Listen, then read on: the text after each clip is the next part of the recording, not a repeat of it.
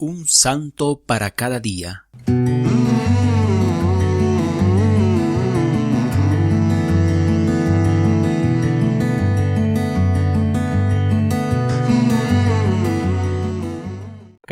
De julio, San Camilo de Lelis, servidor de los enfermos, año 1614.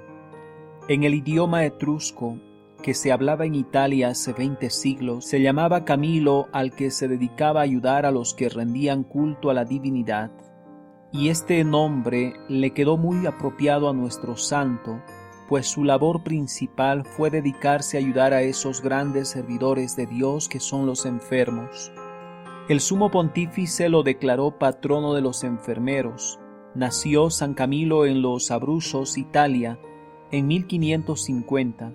Su padre era militar y el hijo siguió la misma carrera del papá, pero le sucedió que le apareció una llaga en un pie que lo hizo dejar la carrera de las armas e irse al hospital de Santiago en Roma a buscar su curación.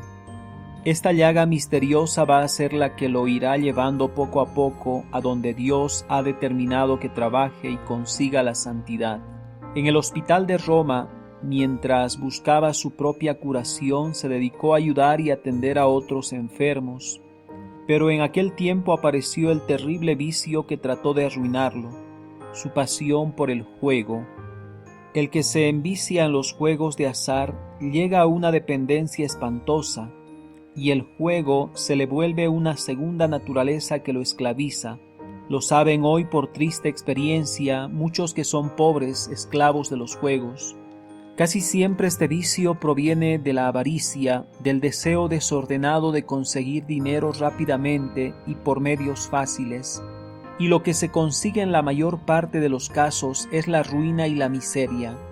Fue expulsado del hospital de Roma y en Nápoles perdió todos los ahorros de su vida en los juegos y perdió hasta la camisa, quedando en la más completa miseria. Cuando más tarde repita: yo en mi juventud fui un pobre pecador, no estará diciendo sino la verdad, pero Dios tenía para él muy buenos planes de santidad. En un naufragio había hecho a Dios la promesa de hacerse religioso franciscano, pero no lo había cumplido. Estando en la más completa pobreza, se ofreció de obrero y mensajero de un convento de los padres capuchinos, y allí, antes de que lo enviaran a llevar unos bultos a otra parte, oyó una exhortación o charla espiritual que el Padre Superior les hacía a los obreros. Mientras iba por el camino llevando los bultos, se puso a pensar en lo que acababa de escuchar, y allí sintió fuertemente la llamada de Dios a la conversión. Empezó a llorar y pidió perdón de sus pecados, con la firme resolución de cambiar por completo su comportamiento y empezar a ser mejor. Esto sucedió en 1575. Tenía 25 años. Pidió ser admitido como franciscano, pero allá en el convento se le abrió nuevamente la llaga en el pie y fue despedido. Se fue al hospital y obtuvo la curación, y logró que lo admitieran como aspirante a capuchino. Pero en el noviciado apareció otra vez la bendita llaga y tuvo que irse también de allí. Vuelto otra vez al hospital de Santiago en Roma, en busca de la curación de la llaga de su pie, se dedicó con tal esmero y cariño a atender a los demás enfermos que pronto fue nombrado asistente general del hospital. Allí en ese hospital iba a descubrir el oficio que Dios le tenía destinado para santificarse. Dirigido espiritualmente por San Felipe Neri, estudió teología y fue ordenado sacerdote.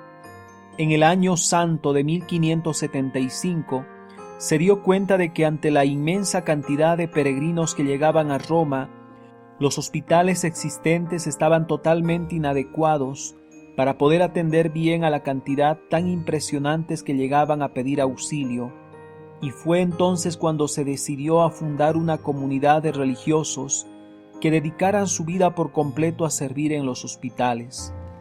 Al leer en el capítulo 25 del Evangelio de San Mateo, en el versículo 40, que Jesucristo en el día del juicio final dirá a los que atendieron a los enfermos: venid benditos de mi Padre a gozar del reino celestial, porque cuando yo estaba enfermo me atendiste, pues todo favor que habéis hecho a los demás, a mí me lo habéis hecho.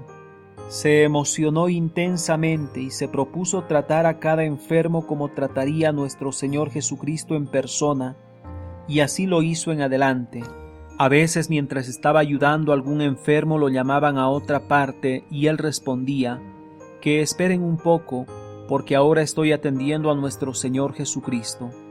Con sus mejores colaboradores fundó el 8 de diciembre de 1591 la comunidad que él mismo llamó Siervos de los Enfermos. Ahora se llaman Padres Camilos. Durante su vida alcanzó a fundar 15 casas de religiosos y 8 hospitales. San Camilo fue el primero en enviar capellanes para atender a los heridos en los combates de la guerra. Sus religiosos hacen prodigios de caridad en los hospitales, imitando la caridad del santo fundador y tratando a cada enfermo como si tratasen a Cristo mismo en persona.